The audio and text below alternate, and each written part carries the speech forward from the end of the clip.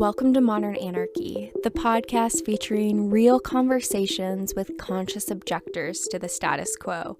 I'm your host, Nicole. I tried to keep her quiet, but she's screaming inside of me.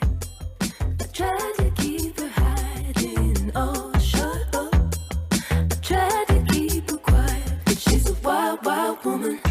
On today's episode, we have Arushi join us for a conversation all about challenging the patriarchal construction of monogamy. Y'all know I love these conversations. It's good. Together, we talk about differing from your family value systems, the history of monogamy for women, and navigating non-monogamous relationships. This is a very powerful episode. We really lack examples, models of what it looks like to construct non-monogamous relationships. So I dive into all that with Arushi here. What words do you use to describe your partnerships? How do you navigate jealousy? And how did you come to embark on non-monogamy with your partner? It is very important that we have a space to talk about these so that all the people out there who are thinking about maybe embarking on a similar journey can learn from the trials, errors, celebrations, and successes that are other people's lived experience with non-monogamy. So thank you, Arushi, for opening up and really sharing about your experience. It is powerful to have your voice on this podcast. And I also just want to say thank you to every one of you that continues to tune in, learn, and grow together in this space. I see you and I am here with you on this journey together. Y'all, tune in. Leading a double life is almost second nature because I'm Indian and I grew up in India. And I grew up in a fairly smallish town, but with very modern parents in a sense who wanted to give me all the opportunities that they could, and they wanted me to be an independent woman and not necessarily fall into this sort of the traditional trap of what women are expected to do and be and become.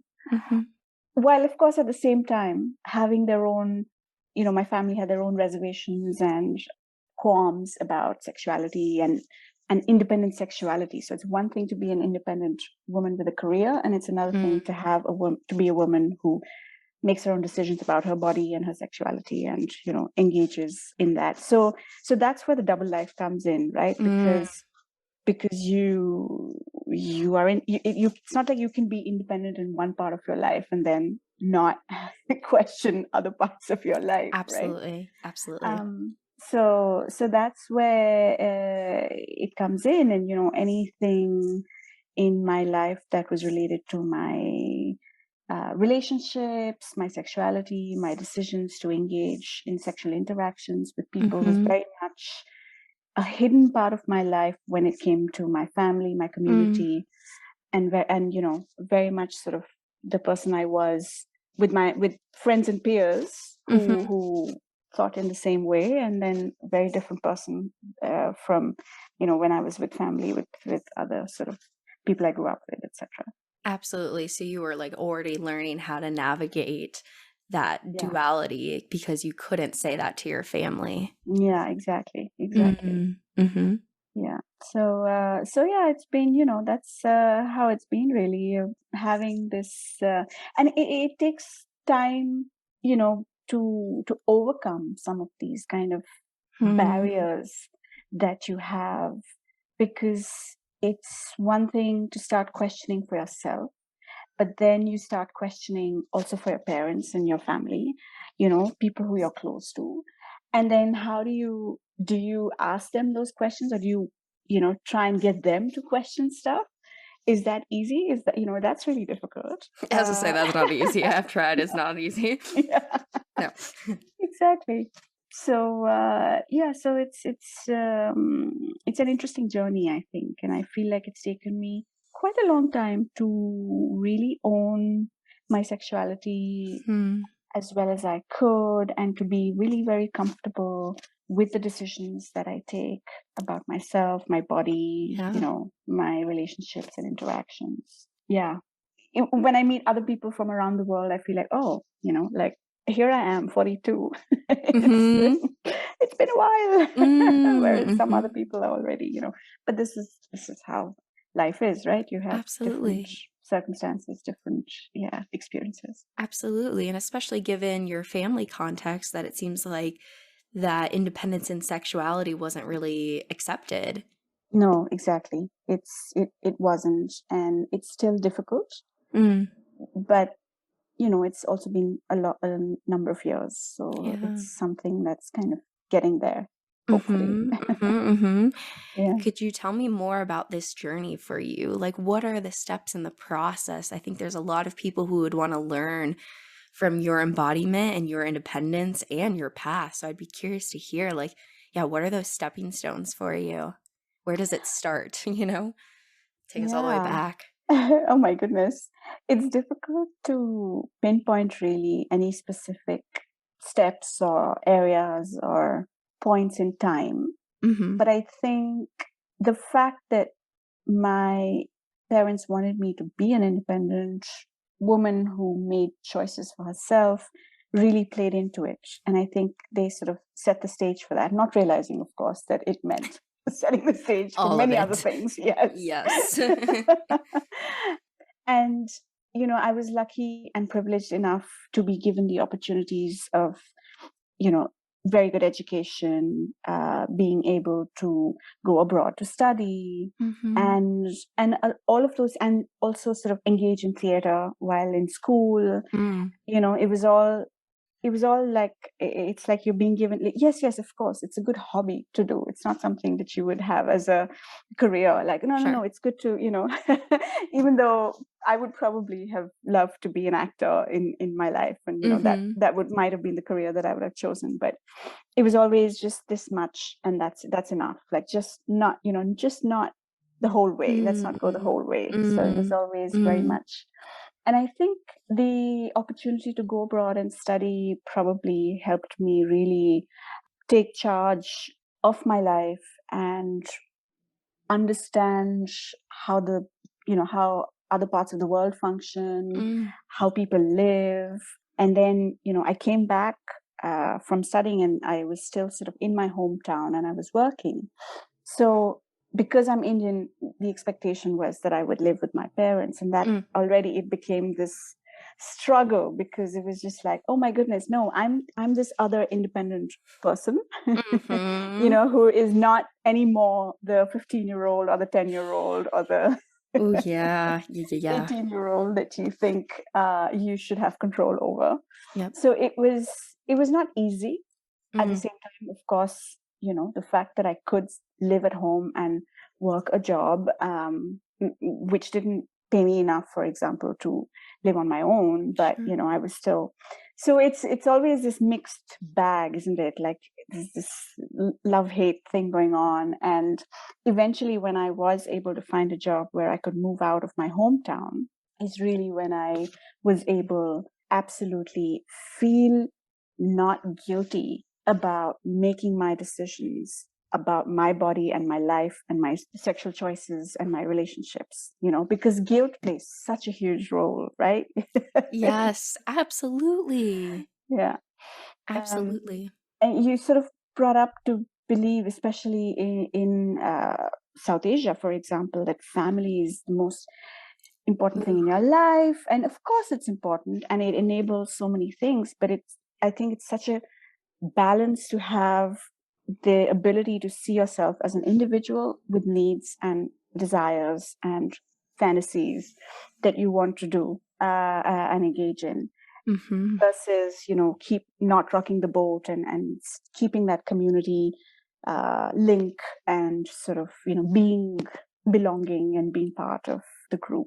So it's really, I don't think anywhere has this balance perfect, right? It's always a Sure. struggle Mm-hmm. in different Mm-hmm. ways.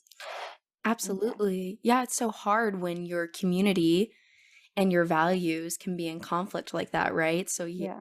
exactly. Yeah. Yeah. So then you're enjoying this independence, struggling with different roles in between your family being able to see you as this fully, full adult here in this space.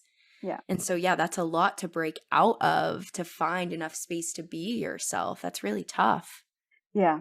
Yeah, exactly. I mean, this conflict of what are your own personal values versus what are the values of the community and the family, or the people who gave you any sense of values in the first place. And oh my goodness, if mine are different, like how do you negotiate that conflict, and how do you, so it's not easy, but and therefore there's a lot of guilt attached. But I think eventually I understood and realized that if I don't live my true life as I understand it, and live up to my own values and principles as I view them and believe in them, I'm not doing justice to absolutely anyone, neither my family or community, nor myself. And it's not worth it. And I think it's so much more important to just be true to yourself.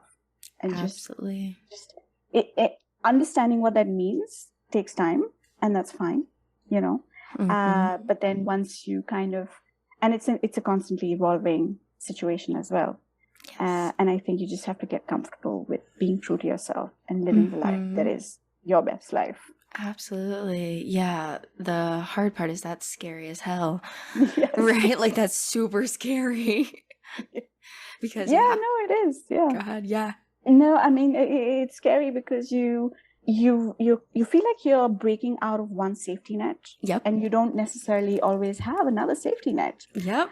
So either you can surround yourselves with friends and peers who think and understand life like you do, and that creates a kind of safety net. And I've been, again, lucky and privileged enough to have been able to find people like that who think the same way, friends, peers, some older, some younger, who have the same values and sort of make the same sort of choices, and we're there for each other. And it's important to have that safety net. Absolutely. And I think one of the things that at least personally, I'm feeling is it takes time to build that safety net.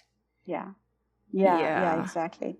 Yeah. I think it does. And so you trust that at first, knowing that, kind of like what you said before, no one is better served if I am not being authentic to myself. Yeah, absolutely. And you take those steps, you start to build a community. And I think that's a really big thing that you're pointing out too, is once you moved out of the family system, you were able to not feel guilt. Yes. Exactly. I was totally independent. I was financially independent. I was not living in my parents' home. I was responsible for all my stuff. And this is it. That's when there was a lot less guilt because, this is me. It's all me. Exactly. And I'm sleeping well at night because I know what I'm doing with my life and I'm happy. You know what I mean? Like, yes. It doesn't have to make sense to anybody else but you. Exactly. Yeah. Right. I think that's it. You said it. it doesn't have to make sense to anybody else but you. And I think once you understand that, then it's so much easier. And then even you still have questions, and it's so much easier to go through all of that. Absolutely. And holding space for the reality that the systems are so important that we put ourselves in. So I think it's really hard when you're in that system and you're feeling that guilt because you love these people and they're important to you. It resides within your psyche and your subconscious to some degree, right? Where you kind of almost restrict yourself from different actions, knowing what they would think about this. It's hard to let that go. Yes, exactly. And I think this is probably one of the most important realizations, is that we continuously think in our own minds, or what would someone X, think about this or say about this. Absolutely. When in truth, we have no idea. No matter how well we know them, we don't know how they would actually react to something until it actually happens. And I think that's the one falsehood we need to stop telling ourselves. Like, stop imagining what loved ones or people we care about or, respect are thinking or saying about our actions. No, just stop it. Just because you don't know. You don't know. You don't actually know. Mm-hmm. Well, then let me ask too, did you ever bring it up to your parents about what you're doing and how did that go? Yes, no? Yeah, well, it's been a slow and long process. And Mm. of course, from straight off, they knew the work that I did, which is Mm. very much around sexuality education, young people's Yeah. sexuality, Yeah. ensuring sexual health services are received, and, all of that work that I've been doing. And they've been sort of engaged. And I guess in some ways find it easier to say, oh, yeah, she works in family planning, Ah. Yeah, that's all I do. But even so, and also demonstrated their pride in the work that I've done, and the accomplishments that I've had. So Mm-hmm. they've always been supportive of that. But personal life has been something that's been sort of revealed slowly. It's been something. I was already in a relationship for about 5 years or so before they realized that we were actually living in together. And that was a huge thing, right? In India, even though we are sort of urban, educated, privileged, but it's still a big thing. And then, so that was like one step of almost denial. So for many years, it was like I would visit them or by myself, and it was like 20-year-old me Yeah. visiting home, and who doesn't have any relationships or any kind of sexual being.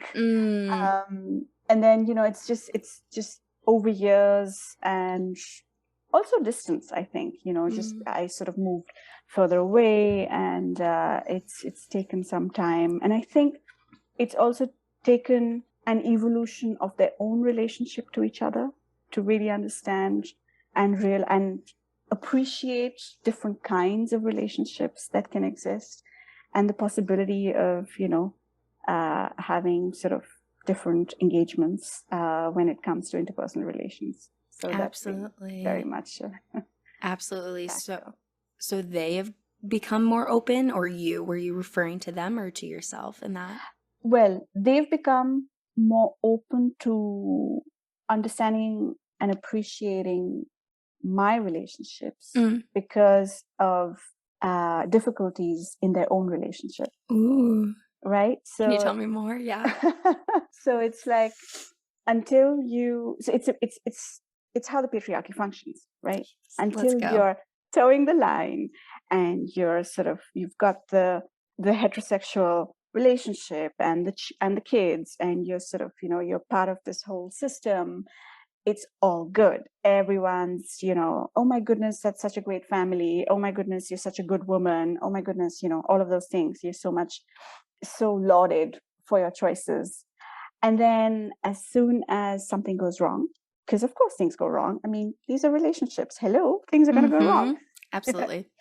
You suddenly break out, or so either you suck it up and you stay within the system, and that's unbearable, or you step out of it and you realize, oh my goodness, why the hell have I been doing this to myself for so many years? Why have I been stuck in this relationship which did nothing for me, which didn't help me grow, didn't help me be my true self, restricted me in so many different ways. Yeah. And so this realization, and then you're not this perfect person within the patriarchy anymore, right? You've overstepped the norms. You've already become this terrible person who you used to judge. Yes, that's the honesty. Yep. And now it's you. And then you're like, oh, the foot, the what is it? The shoe doesn't fit, or whatever the term is. And then I guess that perhaps helps you be less judgmental of other people in a way, and appreciate the different choices people make, the different circumstances they're in.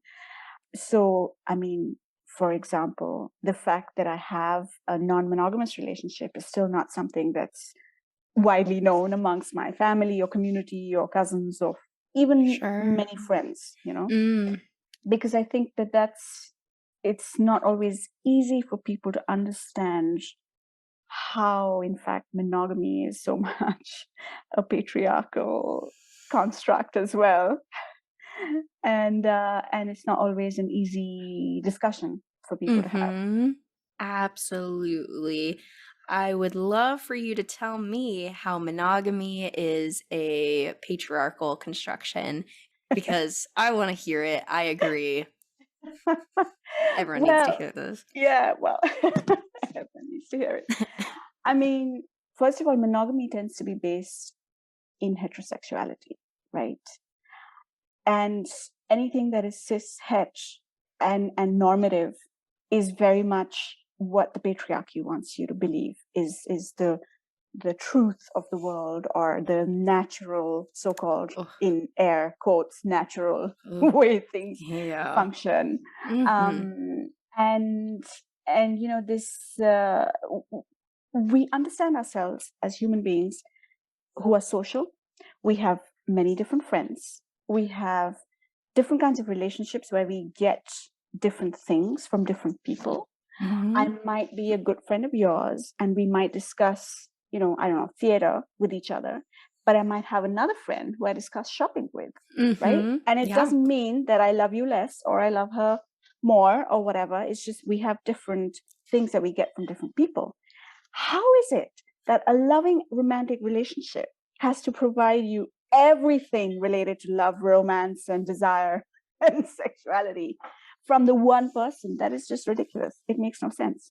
It is a construct. It is very much a construct of the patriarchy to keep you bound and restricted, especially women, because of course, you do have instances of men having. It's almost like de rigueur, right? Oh, of course he's sleeping around, or he's cheating, or he's having but so it's like, oh yeah, of course men need sex more. Hello, women need sex just as much. So it's so it's very much rooted in this notion of what do good women do, what do men, boys will be boys, and all of those ideas coming together and creating this construct of monogamy, which is being sort of Absolutely. shoved down our throats. Yeah. Absolutely. Yes. Right. Let's just talk about for a moment that the history of monogamy really started with the concept of property, and specifically that women were property. And so it was a, business negotiation to have a woman that could bear children. Mm-hmm. And within that, there was, at the time when, monogamy, marriage, the history shows that there wasn't this expectation of sexual fidelity or romantic love fidelity. Yeah. And so it was frequently allowed for men to have other sexual relations. It wasn't expected for the main sex, the main love to be with that person that would also bear the children. Yeah. Yeah, exactly. And we know Exactly. this historically. Yes. And yet somehow through this whole process of, women's liberation, other sorts of things, we still have this construct that kind of floated through the history of time. And now we're making sense of it, how like, oh, there must be love here. There must be some sort of, and like, I'm all for people being monogamous and recognizing that it's a construct and that you can Sure. invest that time and love in that one person. And that's a choice, right? Like I've been really relating it to like the concept of, you could have no kids, you could have one kid, you could have 4 kids. Exactly. All of those are great lives, and all of them are going to have different, joys, pains, different things, right? But like to think that you can't have, no kids or 4 kids and say only one is the right way. That's crazy. That is exactly. crazy. Absolutely. Absolutely. And that is totally what the patriarchy in society does, which says the only way to do this is monogamy. Yes, And you're exactly. just like, oh, Yeah. yes, we're going to change the world. It's okay. One conversation at a time about this. We're going to change the world. It's cool. Okay. Could you tell me about your relationships? I'm so curious. Like, how do you organize them? How do you describe them? What sort of language do you use? Well, it's been an evolving understanding and language, I think. And, it's very much, we like to use the term non-monogamous as opposed to any of the other terms, because it's very much related to sort of getting excitement, interest, desire, and fantasy from lots of different people. And which means that I am in a long-term relationship with someone who I love very much and who I've lived with for many years. And, we definitely are very close. We've had ups and downs, but we're on a nice in a nice space right now, and on a nice track, and we understand each other much better than we did through the years. And so, at the risk of giving a hierarchy Sure. to relationships, I would say we are each other's primary partners. And then we engage, as I said, we engage in excitement, different experiences outside of this relationship with other people. But we try to be open and honest about this with everyone, because I don't think it helps anyone to not understand exactly where they are and what kind of sort of engagement they're getting into and what that means. Absolutely. Absolutely. Yeah. That ability to be able to communicate to other people that want to maybe have a sort of relationship. It's so important to be able to explain where you're at, what sort of energy, time you have to develop other relationships. That hesitancy to say primary. Yeah. Yeah. I mean, like I said, it's been an evolving language. And I think even within the sort of understanding, the global understanding of non-monogamy or polyamory or whatever it is that people want to call it for themselves, there has been an evolution. And I understand that there is a hesitancy to apply hierarchies to types of relationships. But I feel like I understand that, but I feel like for myself, I would actually like to apply that hierarchy, because, I share my life with my partner. And I feel like that's a very important part of my sexual relationship and being. In fact, if I'm out and about, I will always talk about him and, bring him up, and because he's so much a part of my life. So, Absolutely. very much, in that way. Absolutely. I think that is one of the things, at least in my own, exploration of relationship anarchy and the different problems that can arise with using hierarchy. I think it's also impossible to say that there isn't one. Do you know what I mean? Like, that is just not possible. At the same time, I understand seeing the fluidity and the malleability of our different relationships and the different levels of responsibility we can create. But at the same time, if you're living with a partner, say you choose to have children with a partner, say you have a business with a partner, all these different things are different responsibilities that create some sort of natural hierarchy of energy focus. Yeah, absolutely. Yeah, exactly. That's really what it is. I mean, and you make those choices with other kinds of relationships in your life as well, right? You might want to make time for Nicole, but you might not want to make time for this other girl who's, and so it's not because you don't like them or care for them. It's just, that's just where you're prioritizing your finite energies and time. And Yeah. And I think there's it's so hard when we're kind of almost nervous to say, primary or hierarchy and that sort of thing. But it's also, I think, not realistic to think that you could just be completely equal with everybody. I like the word anchor. Have you heard of that? Like your anchor partner? No, I haven't heard that, but it sounds good. I kind of like that because it's almost like, I mean, if we think about an anchor in theory, it actually goes deep. So it's not going up into the air, creating some sort of like above people, right? So it's actually lower, deeper. Yes. And it keeps you tied in some sort of way that is important, to your mobility in the world. So I don't know, maybe that word, because primary, it automatically, that language connotates hierarchy really intensely. Yes. Yeah. No, I you're absolutely right. I think I like this word, anchor. I know, It's great. Yeah, it's like my anchor partner. Deeper relationship for sure. That's really what keeps you, together. Yeah, and I think it's so important to have conversations about these relationships because It can be really hard to see a future, kind of like we were talking earlier about that safety net, right, of community, of not knowing what that's going to look like. I think we don't have enough narratives of people living these lives of non-monogamy to even say, oh, this is what I could do. This is how I could create my relationship with my partner.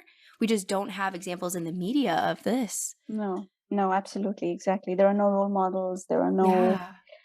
which is also why I feel like it's taken me so long and such a, sort of difficult process to get where I am and to get to the Absolutely. understanding of myself, my relationship, my sexuality, and all of those things.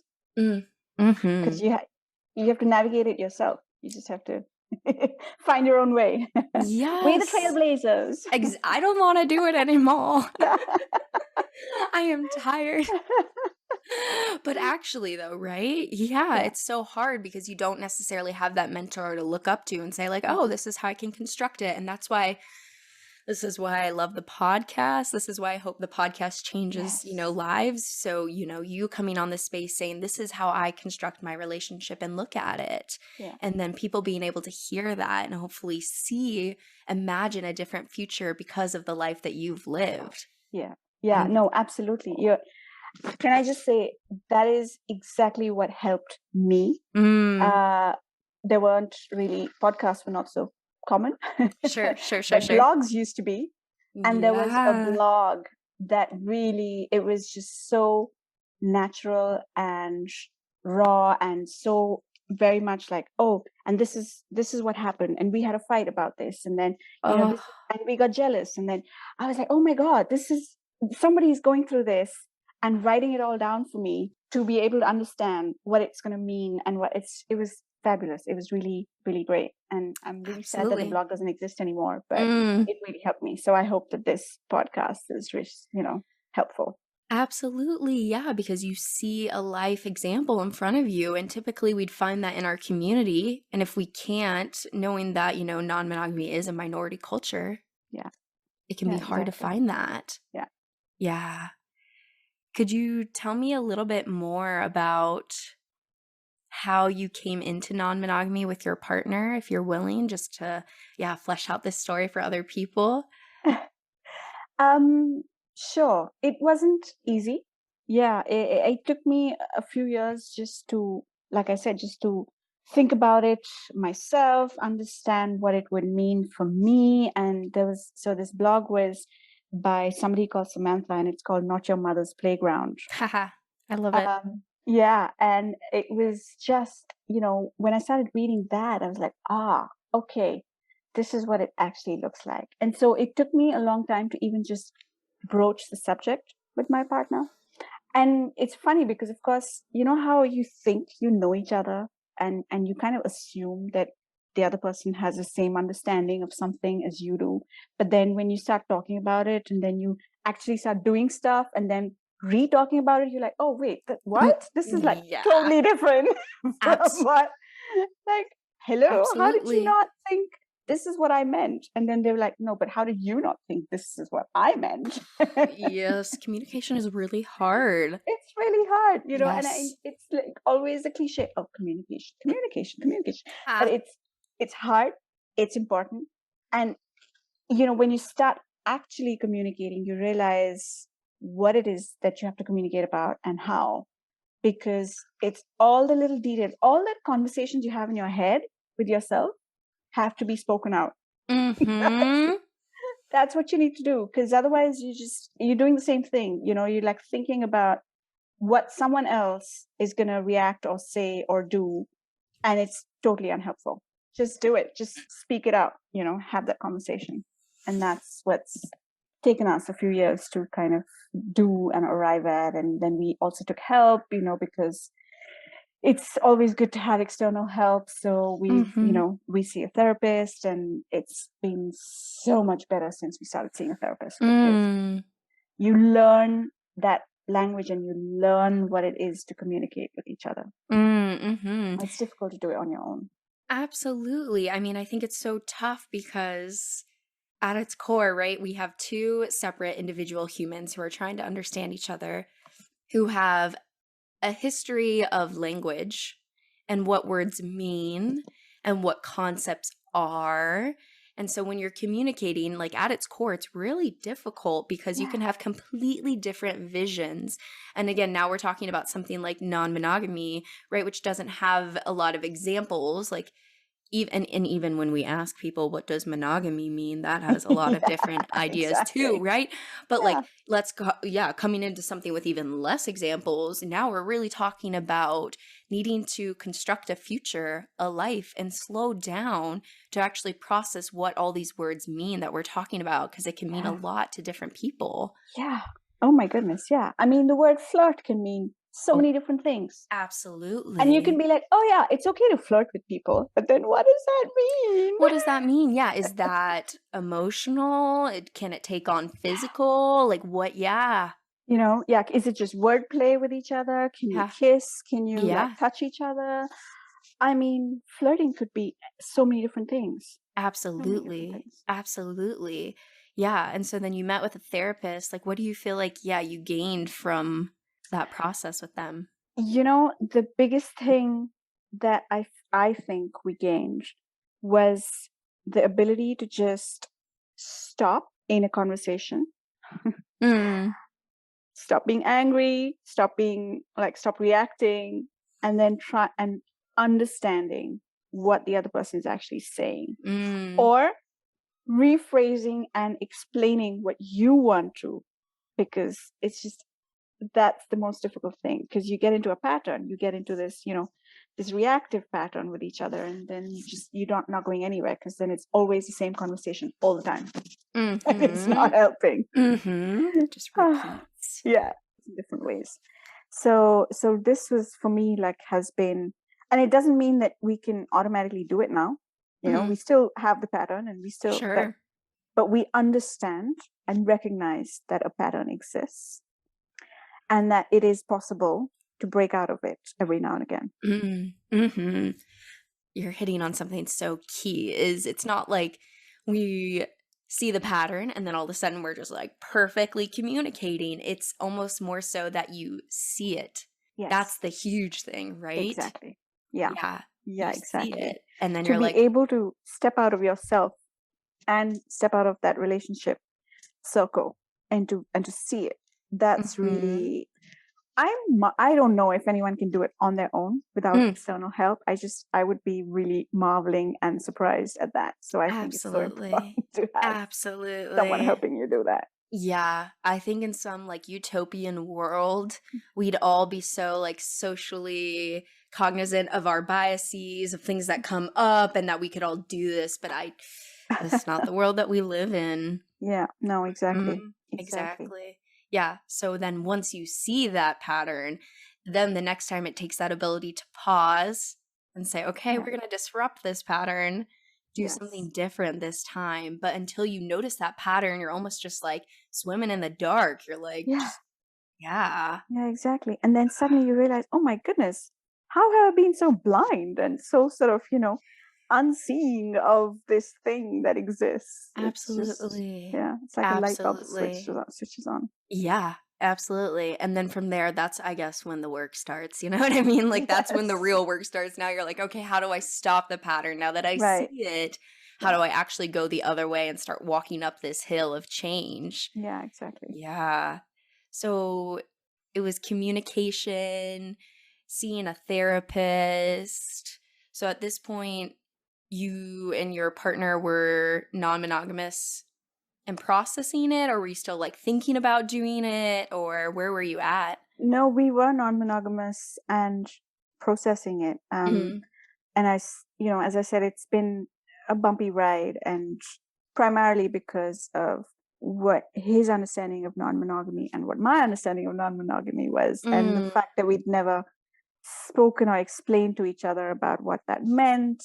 And intertwined with those patterns, and also some ideas of who we thought this other person is. It's like, I feel like when you've been together for a long time, and for me I was 23 and he was 29, and I think you kind of feel like you still have this image of this person from back then, it's a little bit like your parents, right? They feel like you're still that kid, you're still this child. But in fact, you've changed, you've evolved, you've become different people, and you might have grown into different people together, but you don't always see that, or you don't always process that change, and you don't realize, that you have different reactions or different understandings of concepts and things. And so again, that was something which the therapist also helped us see and understand, and for both of us to realize, oh wait,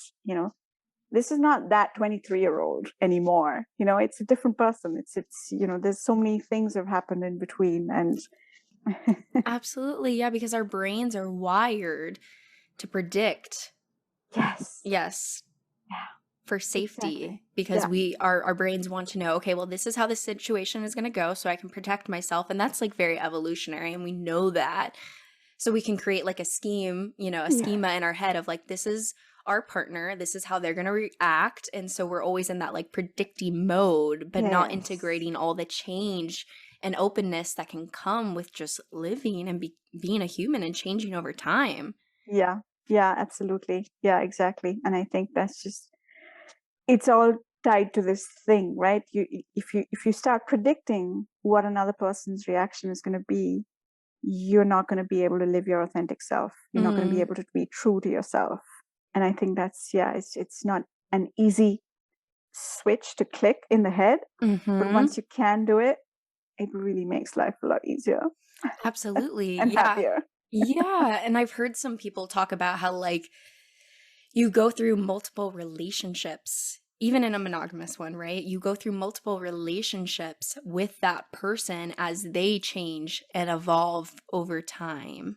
And just, I think normalizing that is important to like, yeah, there's a lot of change within relationships. Absolutely. Yeah, exactly. I mean, and this is the thing, because the other sort of picture that patriarchy has painted for us within a monogamous cis heteronormative relationship is that it's fixed. This is it. This is your role. This is your role, and forever. So may be it. And it's just so false and so not real. People change. People evolve. I mean, evolution. Hello.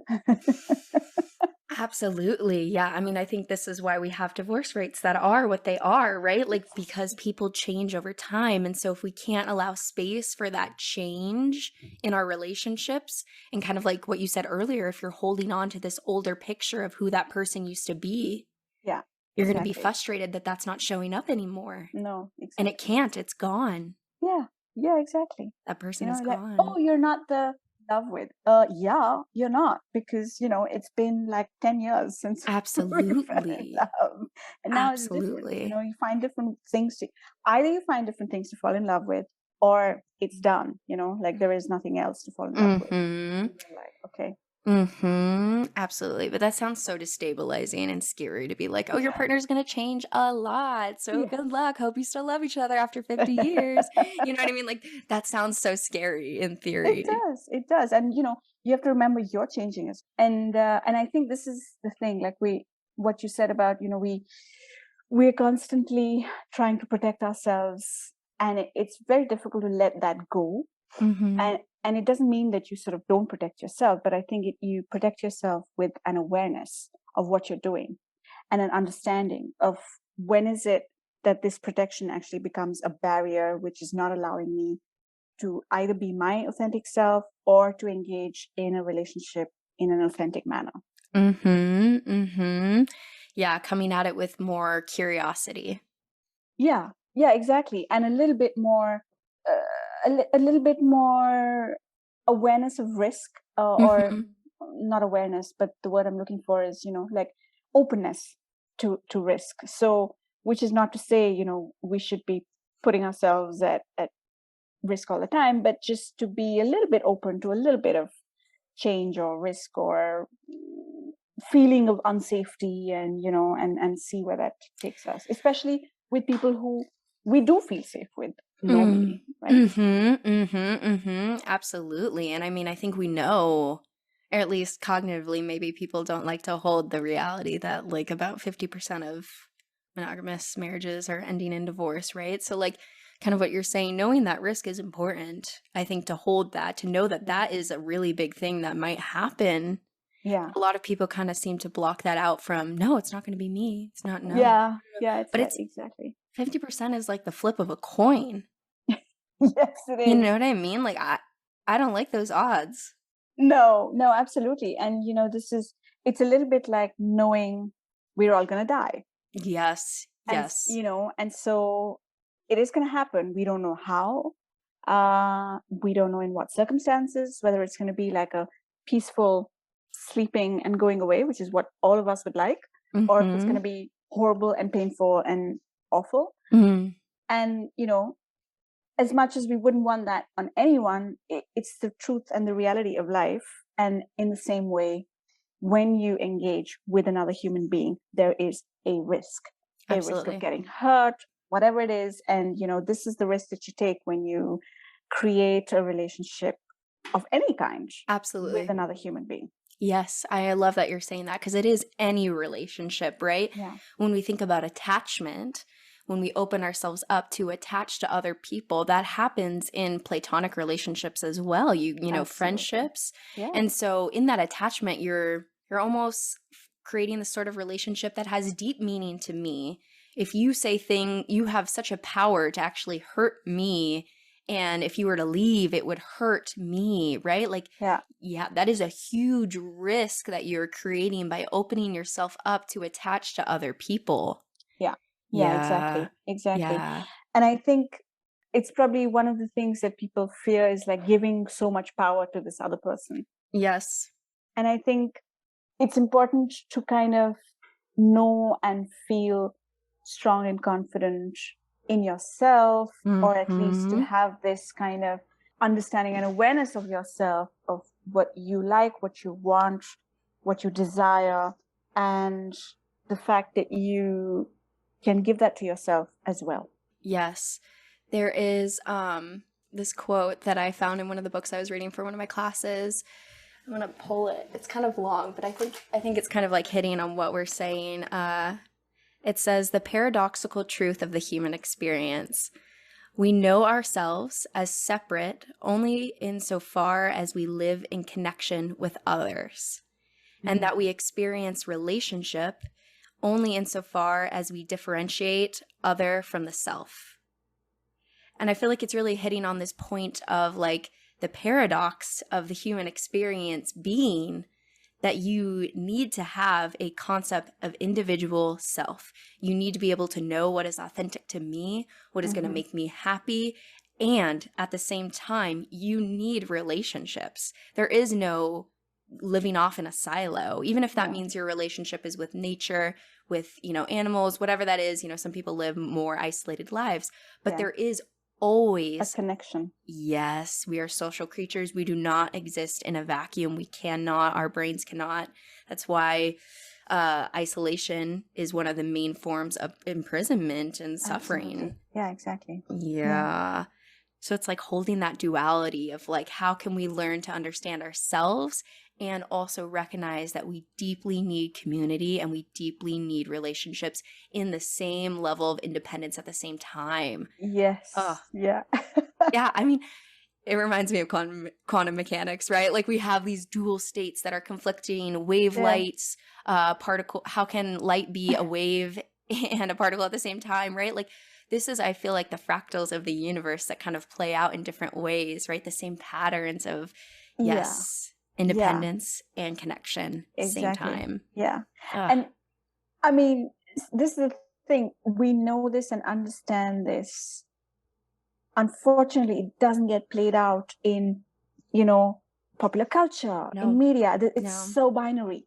So binary, so black and white. There are no grays, there are no colors, there's no, room for mistakes, or there's no room for sort of differences. And it's just too bad that, because I think it would be so interesting and it could be so cool to have this fractals demonstrated in so many different creative ways. It would just, help the world be a happier, more pleasurable space. Exactly. Create more space. for the diversity.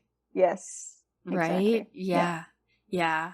I do have one question that is coming up for me that I want to ask you, and I'm sure tons of people would want to hear your perspective. So in this long-term relationship with your anchor partner,